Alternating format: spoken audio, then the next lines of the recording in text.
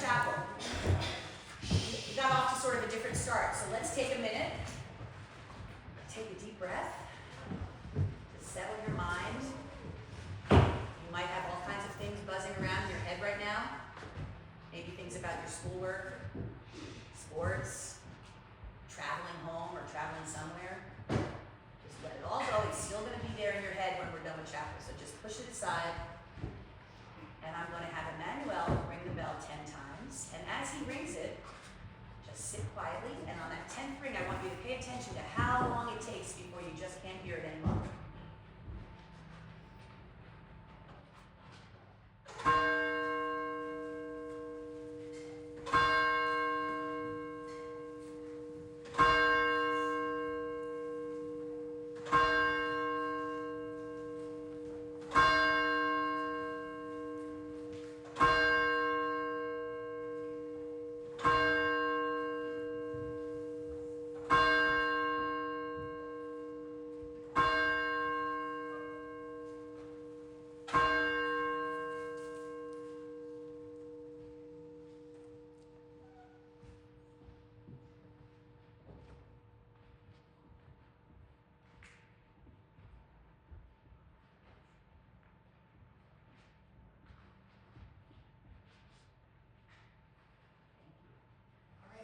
Like we do every chapel with the Rectory Chapel Covenant read together.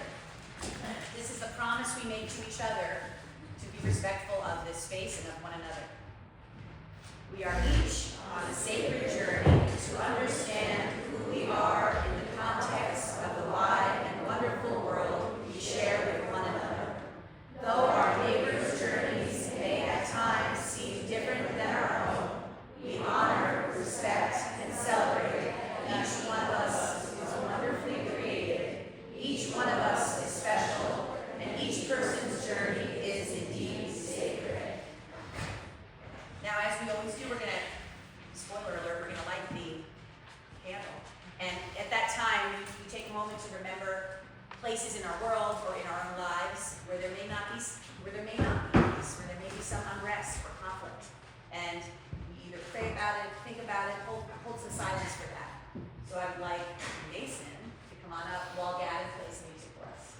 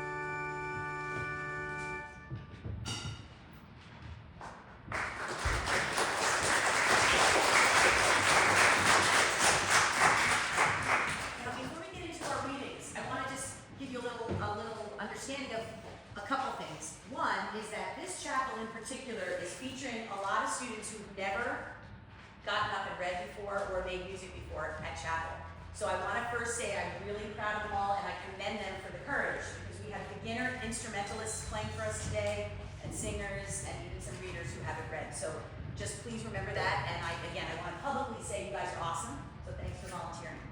Second, oh, there they are.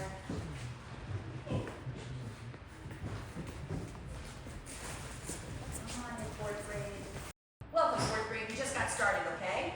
So what I want to say now about our theme is that when we think of the month of November, what's the holiday that we think of? Thanksgiving. And even though that's not the exact same holiday around the world, many different countries and religious traditions celebrate with thankfulness, right? So we often think of just saying, what are we thankful for this month? And so this chapel today is going to turn a little bit, this is going to turn it a little upside down. And it's, I wonder if we can be thankful for things that don't look good at the start, things that don't go well, things that might look like problems. That's what I want you to think about during this whole chapel service today, through all the readings and the speakers. So we're going to be looking at how sometimes our problems become good things after all. And with that said, I'd like to invite our first reader. Gratitude turns what we have into enough and more. It turns denial into acceptance, chaos into order, confusion into clarity. It makes sense of our past, brings peace for today, and creates a vision for tomorrow. If the only prayer you said was thank you, that would be enough.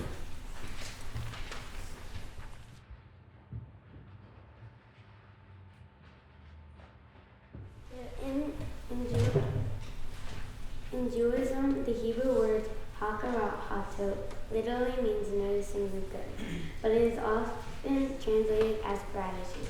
It reminds us to accept the good as genuinely good, and not let the negative in our life so easily overshadow the positive.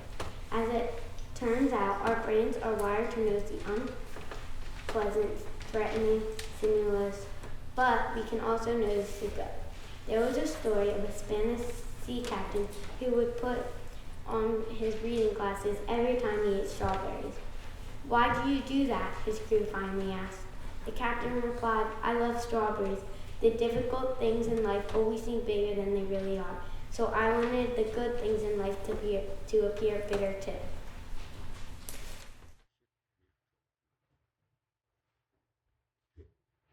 Now I'd like to invite Aileen and Deanna to come on up and play a little music for us.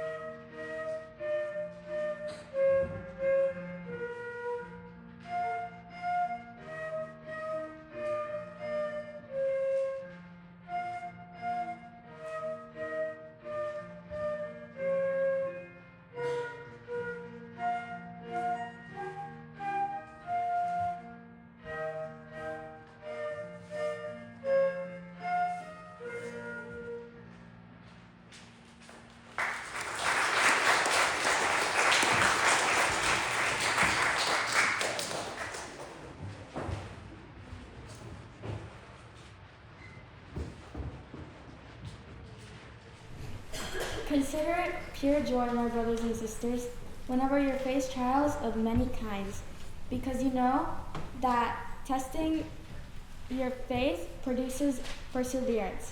Let perseverance finish its work so that you may be mature and complete, not lacking anything.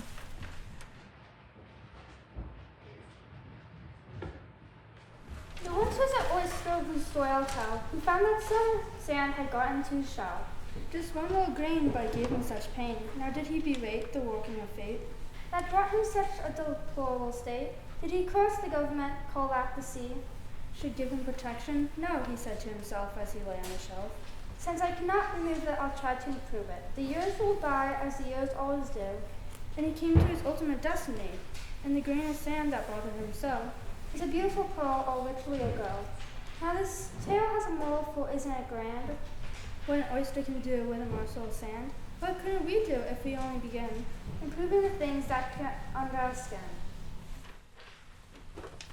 So now this next song, they heard me at assembly say, "Please, we need singers in the 5th and 6th grade." And they said, "We had got just the song." And they said, "It's Let It Snow."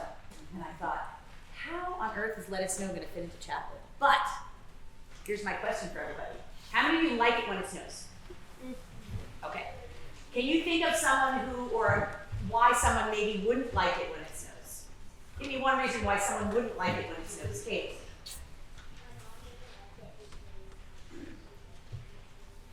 Because she gets really cold. So her mom doesn't like it because she gets really cold. Joaquin? No sun. Some people feel very gloomy if sometimes on snowy days it's also cloudy. It's hard to clean the snow out of driveways, and so if you live off campus and no one shovels for you, like me, I have to get up extra early to shovel myself out to get to school on time. Eleanor?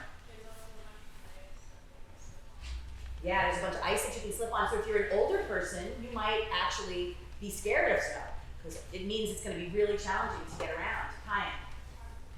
It's hard to drive. We find there are more accidents in the snow. All right. Oh, one last one, Emmanuel.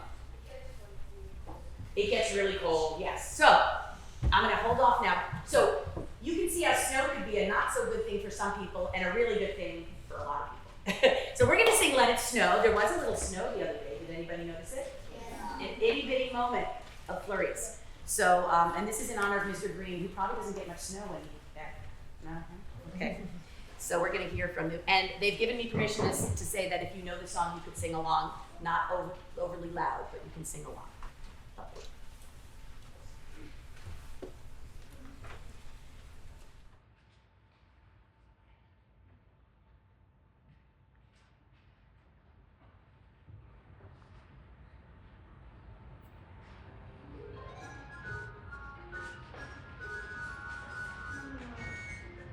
right. This happens every time it resets.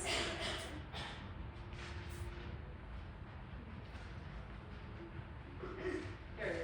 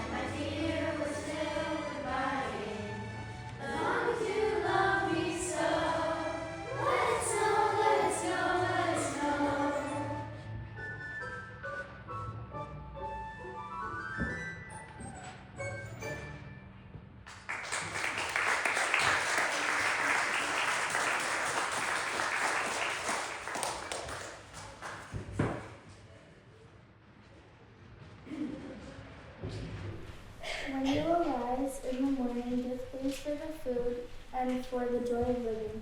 If you see no reason for giving thanks, the fault lies only in yourself. Always appreciate what you have. There is always someone out there who wishes they had what you have. Thank you to our leaders. So to catch up our fourth graders just a minute in case I didn't say this at the start, we're talking about ways that problems can sometimes be things we're grateful for. And we call that a blessing in disguise. So a blessing is like a good thing, something we're grateful for.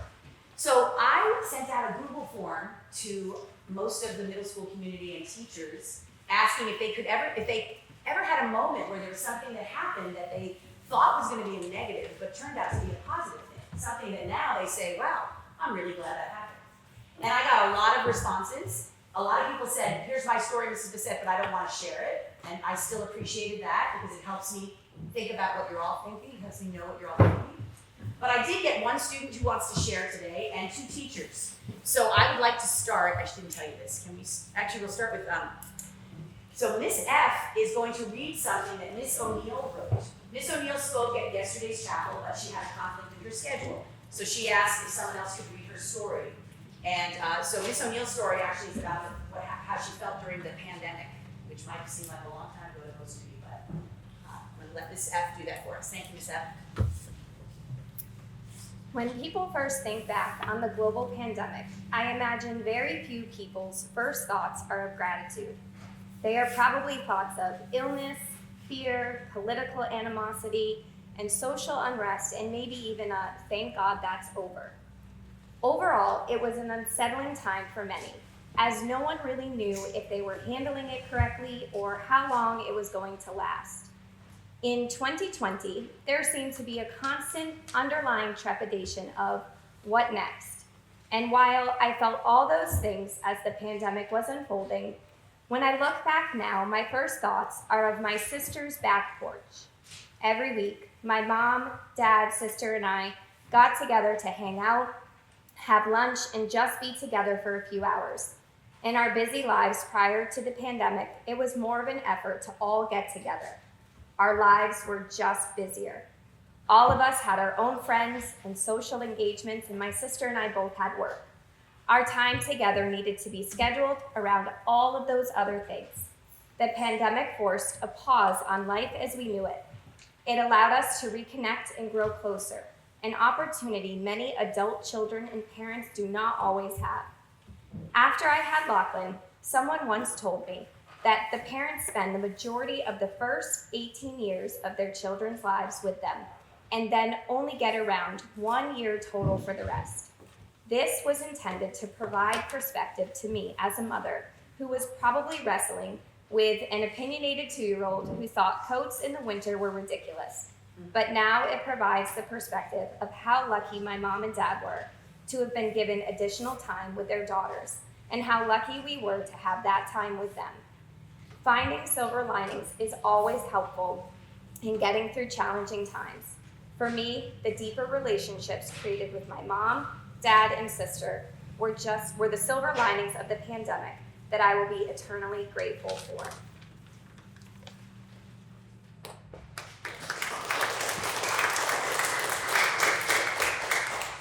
How many of you remember the pandemic? Yeah, okay. You don't have to share right now out loud, but can you think of something good that might have come out of the pandemic for you? Yeah? Yeah, there's a few good things that came out of it. There's also a bunch of not so good things. We know that, but I'm glad Miss O'Neill shared that story.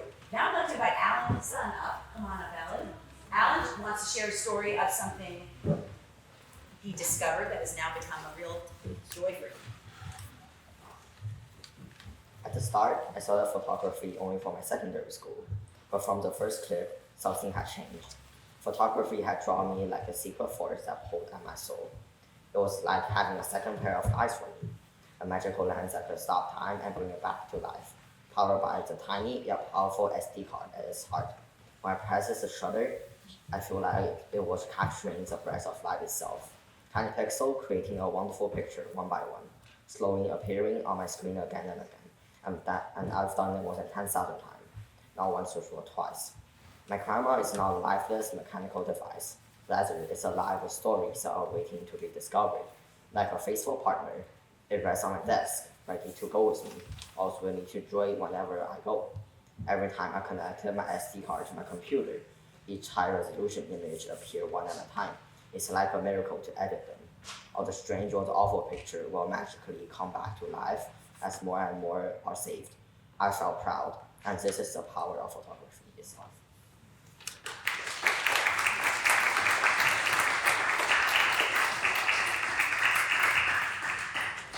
So he discovers photography because he decides he has to maybe do it as a secondary school. One more thing. How many of you, maybe you're not your age because you're in 5th, 6th, and 7th, and 4th.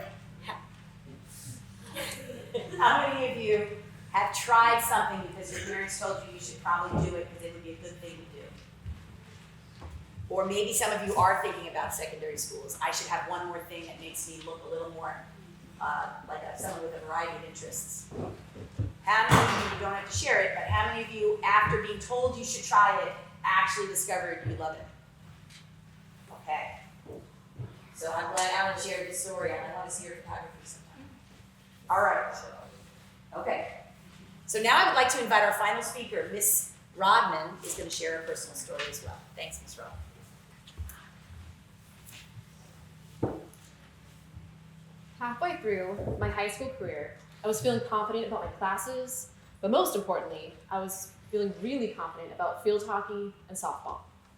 At the time, I was getting into field hockey in particular, even going to sports camps because I had a goal: to play in college. However, after a few months of physical therapy for a hip flexor injury, we learned that the injury was not healing because of something much worse. I discovered that I had a type of tumor that ate away bone, and that I would need immediate intensive surgery.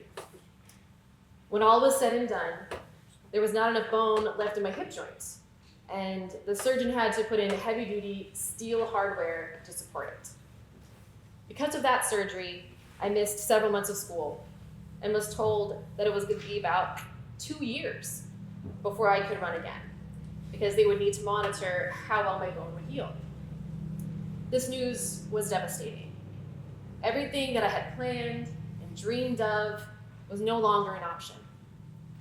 During my recovery, I struggled the most, not with the pain of healing, but with depression and loss of my sense of self. After several months, I was able to return to school, but I felt really insecure about school, friends, and my inability to play sports like I wanted. Things just weren't the same. That next fall, my field hockey teammates convinced me to stay on as a manager and even voted me as captain. However, the spark and enjoyment were gone. I had lost my purpose. Yet, 2 of my closest teammates, who are in fact still my good friends to this day, had a plan for me. They were enthusiastic drama kids who knew my secret love of music and musicals. Although I had never done anything remotely close to acting or singing in front of a crowd, they convinced me to audition for chorus and the upcoming musical Into the Woods. Honestly, I only said yes because they had been there for me through the entire first surgery and checked up on me while I was at home resting. I believed that they wouldn't steer me wrong. My auditions were successful, and suddenly I found myself in a whole new world with those who provided the safe space to explore a side that I never knew I had in me. While I continued to have health issues with my hip for the next few years, the friends, connections, the joy of singing, and the ability to try on new characters in plays and musicals helped me through a very difficult period of my life. Even though I knew I would never be the athlete that I had once dreamed, I found that there was a lot more to myself than I realized. I dared to do things like community theater in college, continue singing in local choral groups, or a few years ago, get back into singing with Mrs. Bissett and other faculty in the Howlers. Sometimes life throws at you things that are overwhelming or devastating. Sometimes it feels like it takes your breath right away. And it forces you in a whole new direction. With support from friends and loved ones, I didn't get swept away by deep sadness and allowed myself the opportunity to grow in ways I never knew possible. Thank you.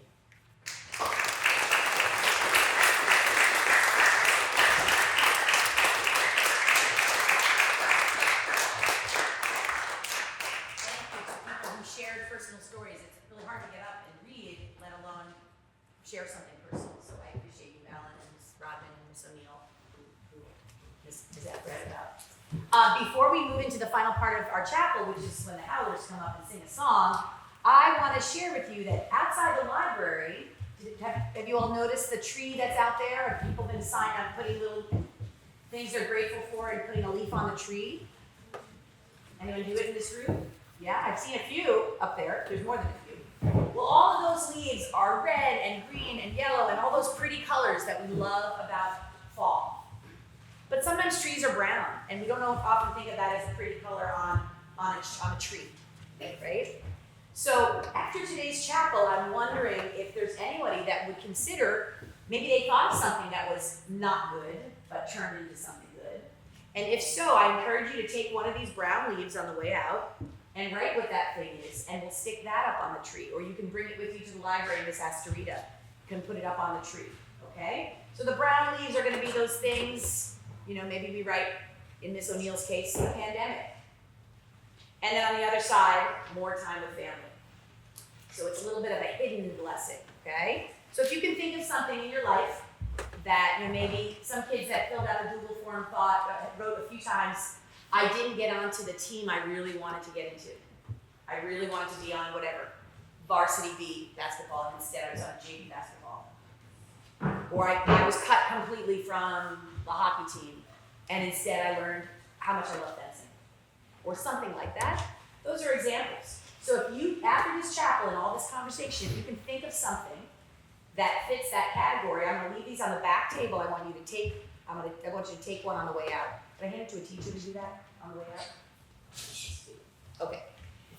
And now I invite the Howlers, whoever's here from the Howlers, the faculty group, to come on up. We're gonna sing a song for you. It's called Thank You for Being a Friend.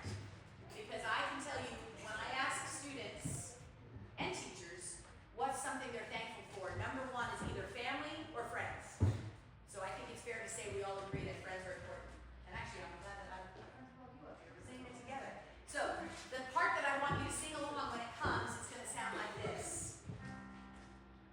The sing along part goes, thank you for being